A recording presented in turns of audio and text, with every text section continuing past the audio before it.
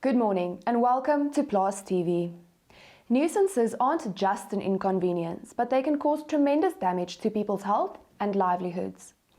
Nkateko Manganyi from VDT Attorneys explains what a nuisance complaint entails and shares a particular case in the agricultural sector.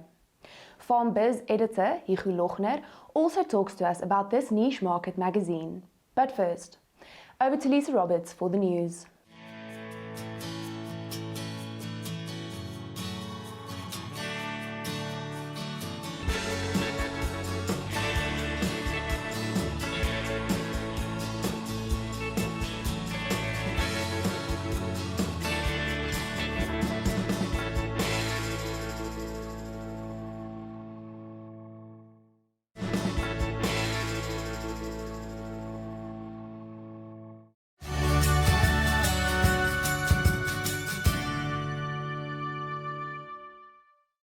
Goeiemôre, die Hooggeregshof in Pretoria het onlangs teen die verkoop van waterregte beslis.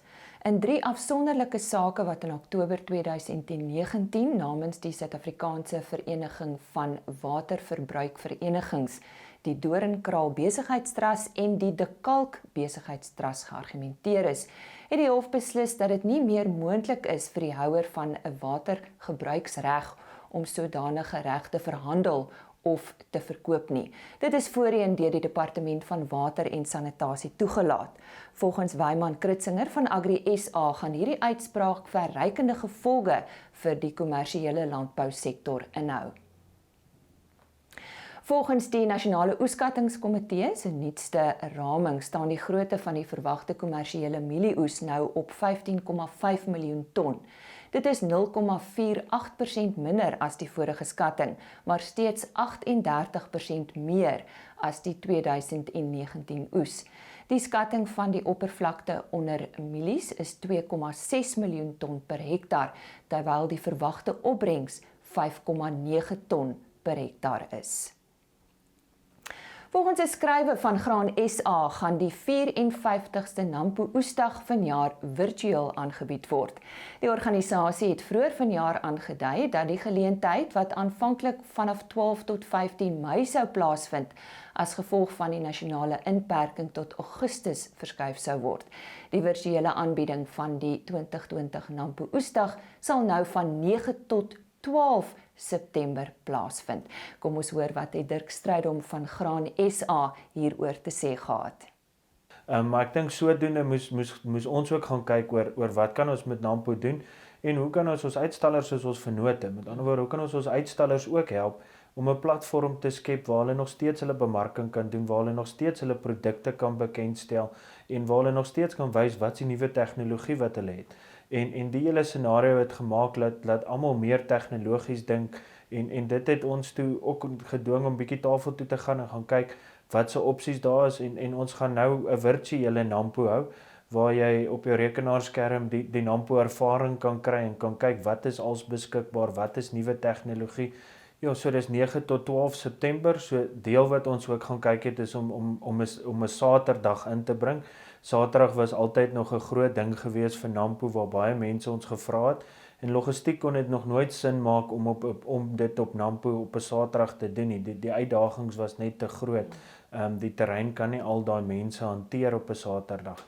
Maar die nuwe virtuele platform maak dit nou moontlik om so iets te doen. So mense wat werk en wat op 'n naweek 'n vrye tyd het, kan nou dan ook die virtuele Nampo bywoon omdat dit nie vir ons daai uitdagings gebied nie. So ons sien uit na dit. En dit was dan Dirk Strydom van Graan SA en ons het gekom aan die einde van vandag se nuus, maar bly ingeskakel vir nog landbou aktuelle sake. Simparica by Zuyetis, your best friend's best friend.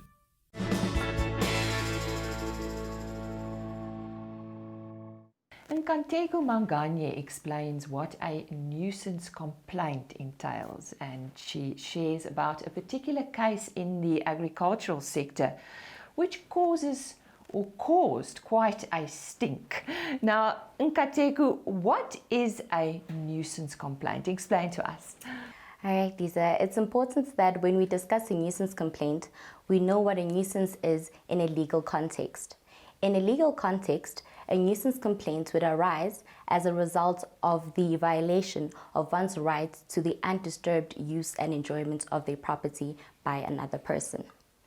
So what kind of nuisances can we find in a legal action? All right, in a legal action, you can find nuisances that arise because of a variety of circumstances.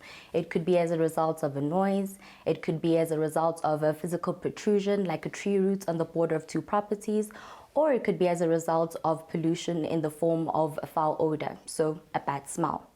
However, today, I'd like us to discuss a nuisance complaint specifically with regards to pollution in the form of a foul smell, but in an agricultural context.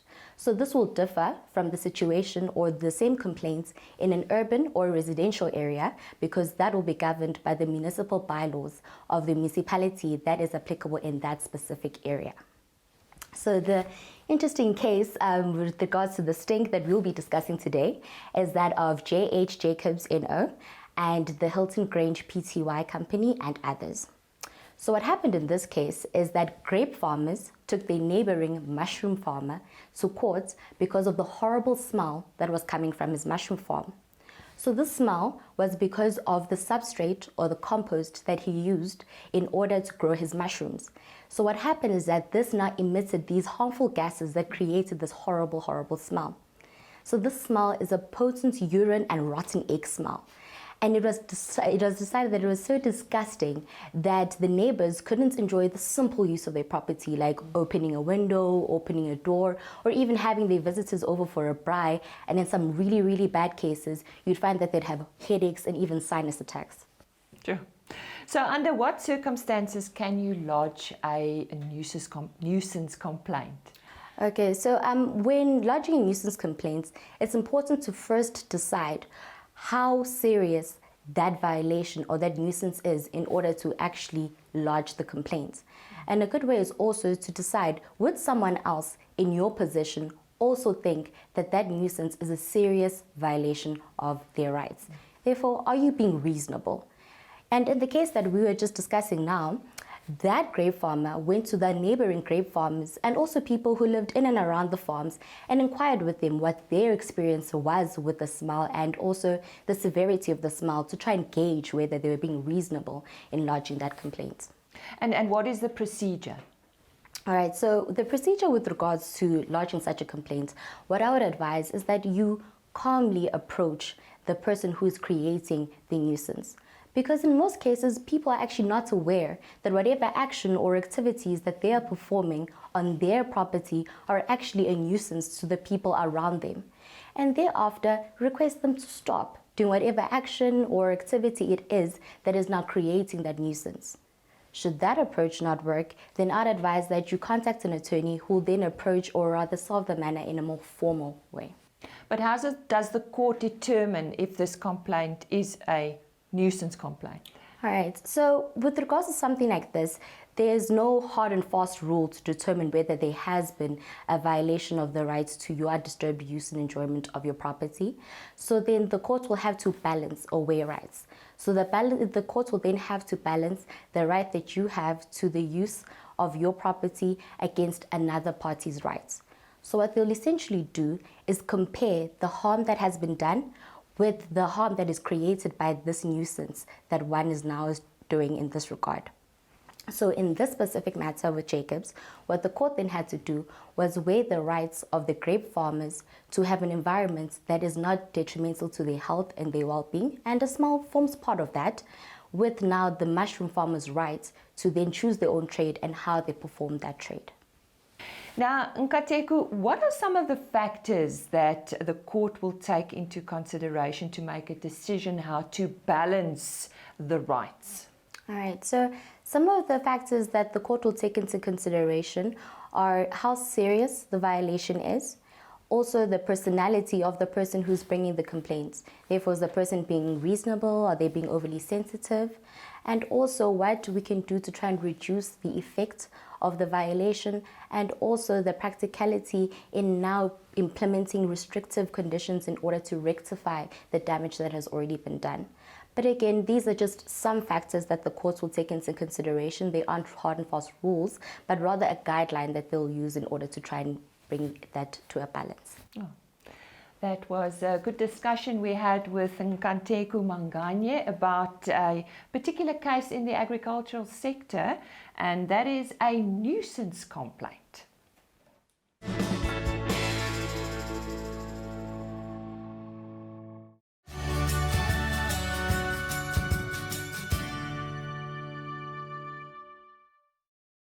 Goeiemôre. Vanoggend kyk ons na die rand teenoor die Amerikaanse dollar en ons kan sien op hierdie weekgrafiek dat die rand vasgevang is in 'n dalende wig. Nou 'n dalende wig is 'n formasie waar die mond effens kleiner is as die stert van die formasie en die optimisme of negativiteit in hierdie geval teenoor die rand gaan bevestig word en is bevestig solank as wat daardie R17.30 teenoor die Amerikaanse dollar 'n steun bly. Hierdie is 'n weekgrafiek, so tegnies moet die rand bo R17.30 teen Vrydagmiddag sluit om hierdie formasie te bevestig. Wat beteken dit kan verdere verswakking in die rand teenoor die Amerikaanse dollar inlei. Nou wat is die teiken van hierdie formasie solank as wat R17.30 'n steun bly? Is die teiken van die rand R18.60. Met ander woorde, sou daardie hele formasie uitspeel, kan ons die rand weer by R18.60 teenoor die Amerikaanse dollar sien. Dit is nie te sê dat daardie teiken definitief bereik kan word nie, maar dit is 'n vooruitskatting van waantoe die rand kan beweeg, sou daardie R17.30 'n steun bly.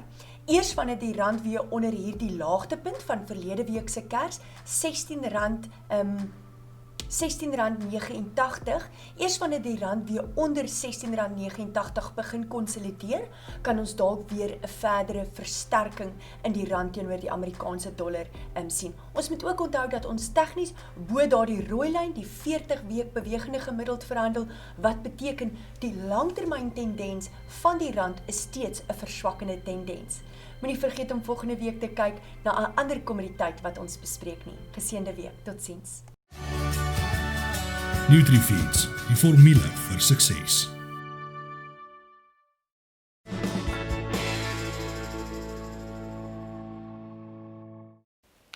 Ons gesels nou oor die FarmBiz tydskrif wat ook deel is van die Plaas Media Groep en met die redakteur Hugo Lochner. Hugo, voor ons oor die tydskrif gesels en op die tydskrif fokus, wie is Hugo Lochner? Ja, ek is my lewe lank na ek met skool klaar is en die universiteit klaar is, was ek in landboumedia. Die laaste 5 jaar is ek by Plaas Media betrokke. Ek dien ook op ander platforms gedien in die landbou, maar hoofsaaklik landboumedia wat ek doen my lewe lank. Die filosofie van FarmBiz, vertel ons daarvan? FarmBiz is 'n interessant en 'n unieke tydskrif. Plaas Media se tydskrifte is almal op 'n nismark gemik en FarmBiz vul een van daai nismarkte waar ons spesifiek fokus op ons topboere en ons landboubesighede. Aanvanklik sou as die tydskrif net vir landboubesighede uitgegee het, maar ons het gesien daai mark is te klein en ons het ons topboere bygetrek en ook die besluitnemers in die landbou om 'n boodskap uit te dra. So wie hoop julle om te bereik met hierdie tydskrif? Die tydskrif se mikpunt is die top 20% boere en landboubesighede. Maar dan wat ook belangrik is, al die besluitnemers in die landbou, soos jou politici, senior amptenare in staatsdepartemente en ook in ander staatsinstellings, jou universiteite, jou landboucolleges, landboukonsultante, al die besluitnemers wat 'n belangrike rol in die landbou speel, dit is ons mikpunt met die tydskrif. Nou sover ek weet en as ek so dink aan die tydskrifte oor landbou wat tans beskikbaar is daar nie so iets soos FarmBiz nie? Nee, daar is nie, want die meeste van die tydskrifte is algemene tydskrifte of hulle fokus op 'n spesifieke bedryf. Met FarmBiz pogings om op 'n meer strategiese vlak te fokus en dan om die strategiese denke van ons leiers in die landbou wakker te maak en te sorg dat is oorleef, en dit is maar basies wat ons mikpunt met die tydskrif is. En hoe gereeld is hierdie tydskrif op ons winkelrakke beskikbaar en op watter winkelrakke is dit oral beskikbaar? Nee, die tydskrif is nie oral beskikbaar nie, dit is in spesifieke winkels beskikbaar en dan ons pos die tydskrifte uit na die getekende gehoor wat ons het. Jy gaan net so 'n bietjie meer oor die inhoud. Geef ons 'n voorbeeld van so 1 of 2 artikels. Ja. Die inhoud van die tydskrif fokus natuurlik op aktuele sake wat goeie bestuur insluit, bevordering van wins insluit, en as ons kyk na die laaste tyd, ons het interessante artikels gehad, aktuele artikels het COVID-19 natuurlik moes deel gewees het daarvan, so baie goeie inhoud daaroor. Dan het ons interessante artikel gehad oor cannabis, wat nou nie op die mark is en wat baie goeie toekoms lyk my in Suid-Afrika het.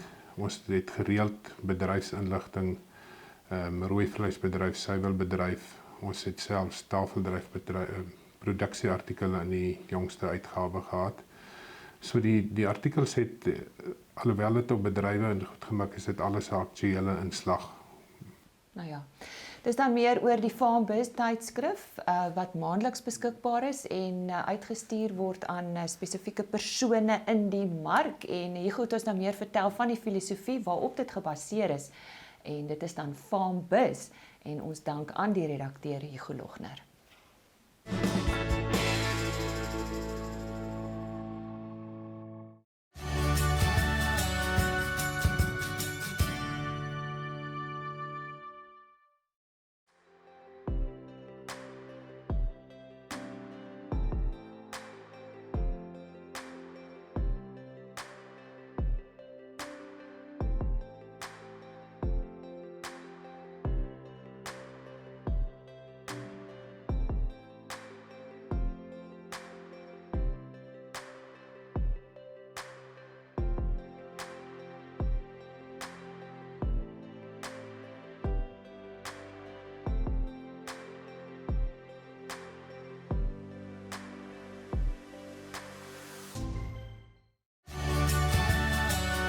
Standard Bank, voluit vorentoe.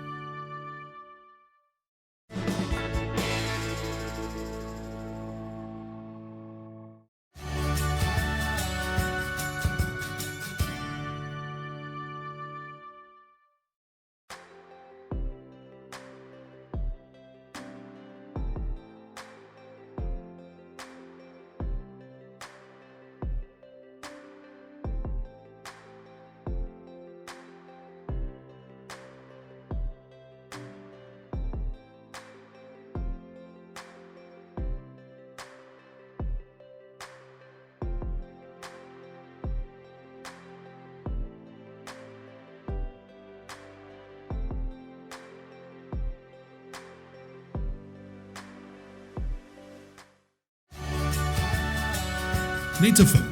Grow more with less. Moenie Vrydag se episode van Plaas TV mis nie. Ons gesels onder andere met Dr. Christo Joubert van die Nasionale Landboubemarkingsraad oor prysvasstelling, en ons kry ook meer insig oor die verskillende waardeketings in die bedryf.